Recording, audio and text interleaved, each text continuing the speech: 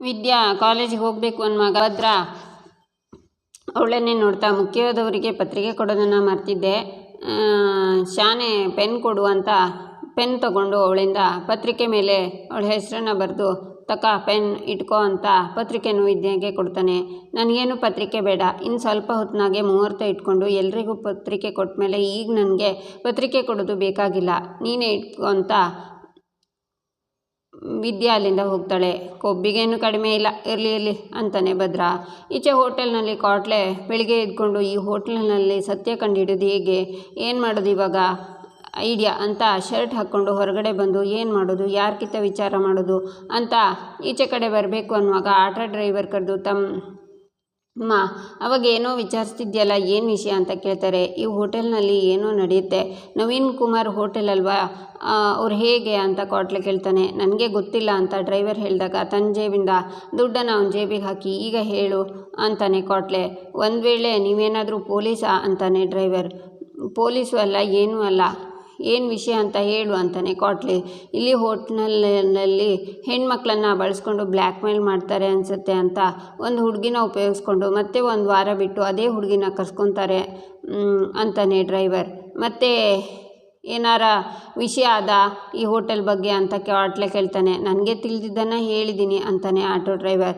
ಸರಿ ಅಪ್ಪ ಅಂತಾನೆ ಕಾಟ್ಲೆ. ಮತ್ತು ನೀವು ಪೊಲೀಸ್ ಅಲ್ಲ ಅಲ್ವಾ ಅಂತಾನೆ ಡ್ರೈವರ್. ನಾನು ಹೇಳೋಕ್ಕಿಲ್ವಾ ಅಲ್ಲ ಅಂತ, ನೀವು ಹೋಗಿ ಅಂತ ನಾನು ಹೋಗ್ತೀನಿ ಅಂತ ಕಾಟ್ಲೆ ಹೇಳಿ ಈ ಹೋಟೆಲ್ನಲ್ಲಿ ಏನೋ ನಡೆದಿದೆ, ಅದಕ್ಕೆ ಅಮ್ಮಂಗೆ ಕಾಲ್ ಮಾಡಿ ಹೇಳ್ತೀನಿ ಅಂತ ಕಾಟ್ಲೆ ಕಾಲ್ ಮಾಡ್ತಾನೆ. ಹಲೋ ಕಾಟ್ಲೆ ಅಣ್ಣಯ್ಯ, ಏನಾರ ವಿಷಯ ಗೊತ್ತಾಗದ ಅಂತಾಳೆ ವಿದ್ಯಾ. ನಾನು ಆಟೋ ಡ್ರೈವರ್ನ ವಿಚಾರಿಸಿದೆ ಕಣಮ್ಮಿ, ಅದರಲ್ಲಿ ಏನೋ ವಿಷಯ ಇದೆ ಅಂತ ಗೊತ್ತಾಗದೆ ಅಂತಾನೆ ಕಾಟ್ಲೆ. ಏನು ವಿಷಯ ಅಂತಾಳೆ ವಿದ್ಯಾ. ಆ ಹುಡುಗಿ ವಿಷಯನ ಹೇಳಿ, ಒಂದು ಹುಡುಗಿ ರಿಸೆಪ್ಷನಿಸ್ಟಲ್ಲಿ ಅಳ್ತಾ ಇರೋದನ್ನು ನಾನು ಕಣ್ಣಾರೆ ನೋಡೀನಿ ಅದಕ್ಕೆ ಅಮ್ಮ. ಯಾಕೆ ಅಳ್ತೀಯ ಅಂತ ಕೇಳೋಕ್ಕೆ ಹೋದರೆ ನೀನು ಯಾರು ಅಂತ ರಿಸೆಪ್ಷನಿಸ್ಟ್ ನನ್ನ ಬೈದ ಕಣವ ಅಂತಾನೆ ಕಾಟ್ಲೆ. ಆ ಹುಡುಗಿರದ್ದು ವಿಡಿಯೋ ಮಾಡಿ ಅದರಿಂದ ಏನಾರೋ ಅವರನ್ನು ಹೆದರಿಸ್ತಾರೋ ಅದರಿಂದ ಆ ಹುಡುಗಿ ಅಳ್ತಿರ್ಬೇಕು ಕಾಟ್ಲೆ ಅಣ್ಣಯ್ಯ ಅಂತಾಳೆ ವಿದ್ಯಾ. ಹೌದು ಕಣಮ್ಮ, ನನಗೂ ಈಗ ಹಾಗೆ ಅನಿಸ್ತೈತೆ ಅಂತಾನೆ ಕಾಟ್ಲೆ. ಈಗ ಏನು ಮಾಡೋದು ಕಾಟ್ಲೆ ಅಣ್ಣ ಅಂತಾಳೆ ವಿದ್ಯಾ. ಅಯ್ಯೋ ವಿನಂತಿ ಅಲ್ಲೇ ಹೋಟ್ಲಲ್ಲಿದ್ದಾಳೆ, ಏನು ಮಾಡೋದು ಇವಾಗ ಅಂತಾನೆ ಕಾಟ್ಲೆ. ಅಯ್ಯೋ ಅಣ್ಣ ಏನು ಹೇಳಕತ್ತಿದ್ಯಾ, ವಿನಂತಿ ಯಾಕೆ ಅಲ್ಲಿಗೆ ಹೊಂದ್ಲು ಅಂತಾಳೆ ವಿದ್ಯಾ. ಅದೇ ಮದುವೆಗೆ ಮೇಕಪ್ ಮಾಡಿಸ್ಕೊಳ್ಳೋದಕ್ಕೆ ಅಂತ ರಾತ್ರಿ ಅಲ್ಲೇ ಉಳ್ಕೊಂಡಿದ್ಲು ಅದಕ್ಕೆ ಅಮ್ಮ ಅಂತಾನೆ ಕಾಟ್ಲೆ. ಅಯ್ಯೋ ಏನಾರ ಅವಳದ್ದು ವೀಡಿಯೋ ಮಾಡಿಕೊಂಡು ಅವಳಿಗೇನಾರ ಮಾಡಿದರೆ ಏನು ಮಾಡೋಕ್ಕಾಯ್ತದೆ, ಮೊದಲು ನೀನು ಹೋಗು ಅವಳನ್ನು ಕಾಪಾಡು ಅಂತಾಳೆ ವಿದ್ಯಾ. ಸರಿ ಏನು ಮಾಡೋದು ಅಂತಾನೆ ಕಾಟ್ಲೆ. ಆಗ ವಿದ್ಯಾ ಪ್ಲ್ಯಾನ್ನ ಹೇಳ್ತಾಳೆ. ಅಯ್ಯೋ ವಿನಂತಿಗೇನಾಯಿತು ಅಂತ ಕಾಟ್ಲೆ ಓಡ್ತಾನೆ. ಈಚೆ ಶಿವರಾಮೇಗೌಡರು ದೇವರಿಗೆ ಆರತಿನ ಮಾಡ್ತಾರೆ, ಎಲ್ರಿಗೂ ಆರತಿನ ಕೊಡ್ತಾರೆ. ನೀನು ಯಾವಾಗಲೂ ಸಂತೋಷವಾಗಿರು, ಎಲ್ರಿಗೂ ಒಂದು ಕಿತ್ತ ನಮಸ್ಕಾರ ಮಾಡು ಬಾ ಅಂತ ಶಿವರಾಮೇಗೌಡರು ಕಣ್ಮಣಿಗೆ ಹೇಳ್ತಾರೆ. ಸರಿಯಪ್ಪ ಅಂತ ಕಣ್ಮಣಿ ಎಲ್ಲರ ಕಾಲಿಗೂ ನಮಸ್ಕಾರ ಮಾಡ್ತಾಳೆ. ಅಜ್ಜಿ ದೃಷ್ಟಿ ತೆಗಿತಾರೆ, ಅಮ್ಮ ಹಣೆಗೆ ಕುಂಕುಮನ ಇಡ್ತಾರೆ. ನಂತರ ಎಲ್ಲರೂ ಕಲ್ಯಾಣ ಮಂಟಪಕ್ಕೆ ಹೋಗೋದಕ್ಕೆ ಹೊರಗಡೆ ಬರ್ತಾರೆ. ಕಾರನ್ನು ನೋಡಿ ಮೋನ, ಏನಪ್ಪ ರಾಕಿ, ಈ ಕಾರ್ ಒಳಗೆ ಇಷ್ಟೊಂದು ವಸ್ತುನ ಇಟ್ಬಿಟ್ಟಿದ್ಯಾ, ಒಬ್ಬರು ಕೂತ್ಕೊಳ್ಳೋಕ್ಕೆ ಜಾಗ ಅದೇ, ಉಳಿದವರೆಲ್ಲ ಎಲ್ಲಿ ಕೂತ್ಕೊಳ್ಳೋದು ಅಂತಾರೆ. ತೆಗೆದುಬಿಟ್ಟು ಬೇರೆ ಕಾರಿಗೆ ತುಂಬು ಅಂತಾರೆ ಈಶ್ವರಿ. ಶಾಸ್ತ್ರಗಳ ವಸ್ತುನ ಹಾಗೆ ಬೇರೆ ಕಡೆ ತೆಗೆದಿಡಬಾರ್ದು ಅಂತ ತಿಳಿಯೋಕ್ಕಿಲ್ವಾ ಅಂತಾರೆ ಅಜ್ಜಿ. ನಮ್ಮ ಹತ್ರ ಬೇರೆ ಕಾರೇ ಇಲ್ಲದೆ ಇರೋ ಹಾಗೆ ವಾದ ಮಾಡ್ಕೊಂಡು ನಿಂತಿದ್ದೀರಲ್ಲ, ಬಾ ಬೇರೆ ಕಾರ್ ಹತ್ತು ಅಂತಾರೆ ಶಿವರಾಮೇಗೌಡರು.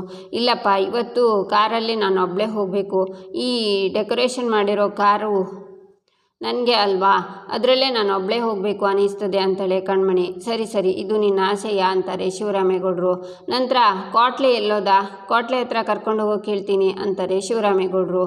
ಇಲ್ಲ ಬಾವ, ರಾತ್ರಿಯಿಂದ ಕಾಟ್ಲೆ ಕಾಣಿಸ್ತಿಲ್ಲ, ಫೋನ್ ಮಾಡಿ ವಿಚಾರಿಸಿದೆ ಅಂತಾರೆ ಈಶ್ವರಿ. ಎಲ್ಲಿಗೆ ಹೋದ ಅವನು ಅಂತಾರೆ ಶಿವರಾಮೇಗೌಡರು. ಅದು ಮಾರ್ಕೆಟ್ಗೆ ಹೋಗಿ ಕಾಯಿನೆಲ್ಲ ಮಾರಾಟ ಮಾಡಿ ಮಂಟಪಕ್ಕೆ ಬರ್ತಾವನೆ ಅಂತಾರೆ ಈಶ್ವರಿ. ಅಬ್ಬಾ ಅಂತ ಮತ್ತೆ ರಾಕಿ ಉಸಿರನ್ನು ಬಿಡ್ತಾರೆ. ನೀನು ಹೋಗು ಭದ್ರ ಕಾರ್ ತಗೊಂಡು ಅಂತಾರೆ ಶಿವರಾಮೇಗೌಡರು. ನಿಮ್ಮವರ ಹೋಟೆಲ್ನಲ್ಲೇ ಮೇಕಪ್ ಮಾಡ್ಕೊಳ್ತಾ ಇರೋದಾ ಅಂತಾರೆ ಶಿವರಾಮೇಗೌಡರು.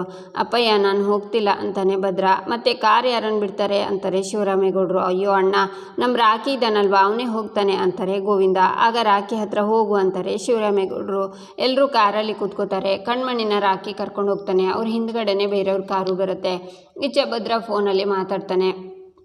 ಈಚೆ ವಿನಂತಿಗೆ ಎಚ್ಚರ ಆಗಿ ಟೈಮ್ ನೋಡಿ ಅಯ್ಯೋಯ್ಯೋ ಎಲ್ಲ ಹಾಳಾಯಿತು, ಈ ಹೋಟೆಲ್ನಲ್ಲಿ ಏನು ನಡೀತಿದೆ ಅಂತ ವಿಚಾರಿಸ್ಬೇಕು ಅಂತ ವಿನಂತಿ ರೂಮಿಂದ ಹೊರಗಡೆ ಬರುವಾಗ ಕಾಟ್ಲೆ ಬಂದು ಅವಳಿಗೆ ಡಿಕ್ಕಿ ಹೊಡಿತಾನೆ. ಕಾಟ್ಲೆ ನೀನಾ ಅಂತಾಳೆ ವಿನಂತಿ ನೀನಾ ಸರಿಯಾಗಿ ನೋಡ್ಕೊಂಡು ಬರೋಕ್ಕಿಲ್ವಾ, ಡಿಕ್ಕಿ ಹೊಡಿತೀಯಲ್ಲ ಅಂತಾಳೆ ವಿನಂತಿ. ನಾನು ಮುಖ್ಯವಾದ ವಿಚಾರ ಹೇಳೋಕೆ ಬಂದೆ, ನೀನು ಇಲ್ಲಿಂದ ಬೇಗ ಹೊರಡು ಅಂತಾನೆ ಕಾಟ್ಲೆ. ಯಾಕೆ, ನಾನು ಹೋಗೋಕ್ಕಿಲ್ಲ, ಏನಕ್ಕೆ ಅಂತ ಹೇಳು ಅಂತಾಳೆ ವಿನಂತಿ. ಸುಮ್ಮನೆ ಇಲ್ಲಿಂದ ಹೋಗಿ ಹೇಳ್ದಷ್ಟು ಮಾಡು ಅಂತಾನೆ ಕಾಟ್ಲೆ.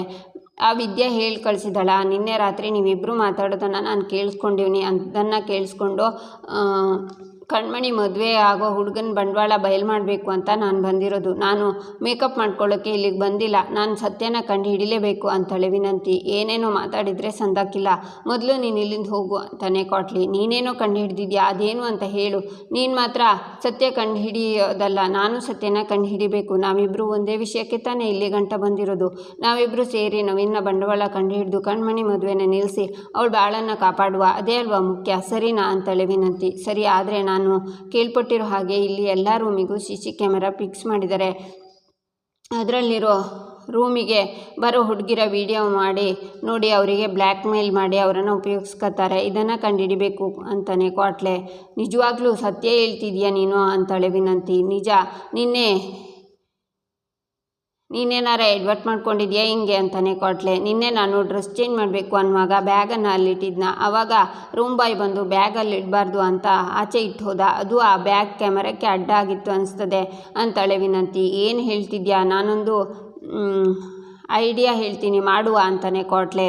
ಈಚೆ ಕಣ್ಮಣಿ ರಾಕಿ ರೈಟ್ ಸೈಡ್ಗೋ ಅಥವಾ ಲೆಫ್ಟ್ ಸೈಡ್ಗೋ ಕಾರನ್ನು ತಿರುಗಿಸು ಅಂತಾಳೆ.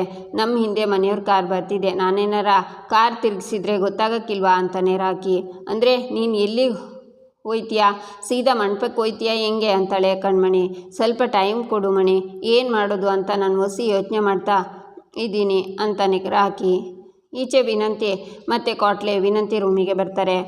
ಕಾಟ್ಲೆ ಕ್ಯಾಮರಾ ಇಲ್ಲೇ ಇರ್ತದೆ ಅಂತ ಕಾಣುತ್ತೆ, ನೀನು ನೋಡು, ನಾನು ಮುಂದೆ ಹೋಯ್ತೀನಿ ಅಂತಾಳೆ ವಿನಂತಿ. ಸರಿ ಅಂತಾನೆ ಕಾಟ್ಲೆ.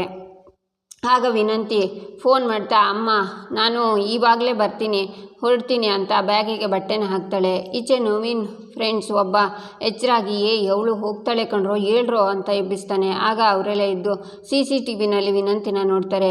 ವಿನಂತಿ ಫೋನಲ್ಲಿ ಮಾತಾಡಿ ಫೋನ್ ಇಟ್ಟು ಬಟ್ಟೆ ಕಳಚೋ ಹಾಗೆ ಆ್ಯಕ್ಷನ್ ಮಾಡ್ತಾಳೆ. ಆಗ ಕಾಟ್ಲೆ ಕ್ಯಾಮರಕ್ಕೆ ಕೈ ಅಡ್ಡ ಹಿಡಿತಾನೆ. ಈಗ ಏನು ಮಾಡೋದು, ರೂಮ್ ಬಾಯ್ಗೆ ಹೇಳೋಣ ಅಂತಾರೆ. ಹಾಗೆ ಮಾಡಿದರೆ ಅವಳಿಗೆ ಡೌಟ್ ಬರೋಕ್ಕಿಲ್ವಾ ಅಂತಾನೆ ಇನ್ನೊಬ್ಬ. ನೀನು ರೂಮ್ ಬಾಯ್ನ ಬರೋಕ್ಕೆ ಹೇಳು, ನಾನು ಹೇಳ್ತೀನಿ ಅಂತಾನೆ. ಈಚೆ ರಾಗಿ ಕಣ್ಮಣಿ ಹತ್ರ ಗೌಡ್ರಿಗೆ ಕಾಲ್ ಮಾಡಿ ಸ್ಪೀಕರ್ಗೆ ಹಾಕು ಅಂತಾನೆ. ಕಣ್ಮಣಿ ಕಾಲ್ ಮಾಡಿ ಸ್ಪೀಕರ್ಗೆ ಹಾಕ್ತಾಳೆ. ಏನಮ್ಮ ಕಣ್ಮಣಿ ಅಂತಾರೆ ಗೋವಿಂದ. ನಾನು ಫೋನ್ ಮಾಡಿದ್ದು ಅಂತಾನೆ ರಾಕಿ. ಏನು ವಿಷಯ ಅಂತಾರೆ ಶಿವರಾಮೇಗೌಡರು. ಕಾರಲ್ಲಿ ಡೀಸೆಲ್ ಖಾಲಿಯಾಗಿದೆ, ನೀವು ಮಂಟಪಕ್ಕೆ ಹೋಗಿ ನಾನು ಡೀಸೆಲ್ ಹಾಕ್ಸ್ಕೊಂಡು ಅಲ್ಲಿಗೆ ಬರ್ತೀನಿ ಅಂತಾನೆ ರಾಕಿ. ನಿನಗೆ ಮೊದಲೇ ಅಷ್ಟು ಗೊತ್ತಾಗಕ್ಕಿಲ್ವಾ ಅಂತ ಗೌಡ್ರು ಬೈತಾರೆ. ನಾನು ಈ ಕಾರನ್ನು ಬಿಡ್ತಿರ್ಲಿಲ್ವಲ್ಲ, ಕಾಟ್ಲೆ ಬಿಡ್ತಿದ್ನಲ್ಲ, ಹಾಗಾಗಿ ನನಗೆ ಗೊತ್ತಾಗಲಿಲ್ಲ ಅಂತಾನೆ ರಾಕಿ. ಅವಳೊಬ್ಬನ್ನ ಅಲ್ಲಿಗೆ ಕಳಿಸೋದು ಬೇಡ ಅಂತ ಮೌನ ಹೇಳ್ತಾರೆ. ಅಮ್ಮ ಈ ಕಾರಲ್ಲಿ ಜಾಗ ಇಲ್ಲ, ನಾನು ಒಬ್ಬಳೇ ಬರ್ತೀನಿ, ನೀವು ಎಲ್ಲ ಮುಂದೆ ಹೋಗಿ ಟೆನ್ಷನ್ ಮಾಡ್ಕೋಬೇಡಿ, ನಾನು ಮಂಟಪಕ್ಕೆ ಅಲ್ಲಿಗೆ ಬರ್ತೀನಿ ಅಂತಾಳೆ ಕಣ್ಮಣಿ. ಸರಿ, ರಾಕಿ ಡೀಸೆಲ್ ಹಾಕಿಸ್ಕೊಂಡು ಕಣ್ಮಣಿನ ಸೇಫಾಗಿ ಕರ್ಕೊಂಡು ಬಾ ಅಂತ ಕಾಲ್ ಕಟ್ ಮಾಡ್ತಾರೆ ಶಿವರಾಮೇಗೌಡರು. ಹಬ್ಬ ಅಂತ ಕಣ್ಮಣಿ ರಾಕಿ ಉಸಿರು ಬಿಡ್ತಾರೆ.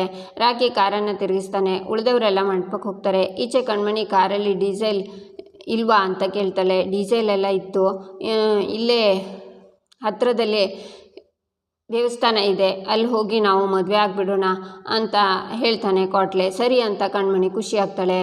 ಈಚೆ ರೂಮ್ ಬಾಯ್ ಬಂದು ಏನಾರ ಬೇಕಿತ್ತಾ ಅಂತ ವಿನಂತಿನ ಕೇಳ್ತಾನೆ. ನನಗೇನು ಬೇಡ ಅಂತಾಳೆ ವಿನಂತಿ. ಏನು ಮೇಡಮ್ ಮತ್ತೆ ಇಲ್ಲೇ ಬ್ಯಾಗನ್ನು ಇಟ್ಟಿದ್ದೀರಾ, ಅಲ್ಲಿ ಇಡಬಾರ್ದು ಅಂತ ಹೇಳಿದ್ನಲ್ಲ, ಡ್ಯಾಮೇಜ್ ಆಗುತ್ತೆ ಅಂತ ಬ್ಯಾಗ್ಗೆ ಕೈ ಹಾಕುವಾಗ ಕಾಟ್ಲೆ ಅವನ್ನ ಹಿಡ್ಕೊಂಡು ಹೊಡಿತಾನೆ. ಇದನ್ನೇ ನೀನು ಮಾಡೋ ಕೆಲಸನ, ನಿಮ್ಮನ್ನ ಸುಮ್ಮನೆ ಬಿಡೋಕ್ಕಿಲ್ಲ, ಕ್ಯಾಮರಾ ಫಿಕ್ಸ್ ಮಾಡಿದ್ದೀರಾ ರೂಮ್ಗೆ ಅಂತ ಅವನಿಗೆ ಸರಿಯಾಗಿ ಬಾರಿಸ್ತಾನೆ ಕಾಟ್ಲೆ. ಆಗ ನವೀನ್ ಫ್ರೆಂಡ್ಸ್ ಇದನ್ನೆಲ್ಲ ನೋಡಿ ಅಲ್ಲಿಂದ ಓಡಿ ಹೋಗಬೇಕು ಅನ್ನುವಾಗ ಪೊಲೀಸರು ಬಂದು ಅವರನ್ನು ಹಿಡ್ಕೋತಾರೆ. ಆಗ ರೂಮಲ್ಲೆಲ್ಲ ಇರೋ ವಿಡಿಯೋ ಕ್ಯಾಮೆರಾಗಳನ್ನು ನೋಡ್ತಾರೆ. ನಂತರ ಅವರನ್ನೆಲ್ಲ ಎಳ್ಕೊಂಡು ಹೋಗುವಾಗ ಸರ್ ಇದು ನವೀನ್ ಅನ್ನೋರು ಹೋಟ್ಲು. ಅವನು ಇವತ್ತು ಇನ್ನೊಂದು ಹುಡುಗಿ ಬಾಳನ್ನು ಹಾಳು ಮಾಡೋಕ್ಕೆ ಹೊಂಟವನೆ. ನೀವೇ ಬಂದು ಆ ಹುಡುಗಿ ಬಾಳನ್ನು ಕಾಪಾಡಬೇಕು ಅಂತಾನೆ ಕೋಟ್ಲೆ. ಸರಿ ಅಂತ ಇನ್ಸ್ಪೆಕ್ಟರ್ ಆ ಹುಡುಗರನ್ನೆಲ್ಲ ಹೇಳ್ಕೊಂಡು ಹೋಗ್ತಾರೆ.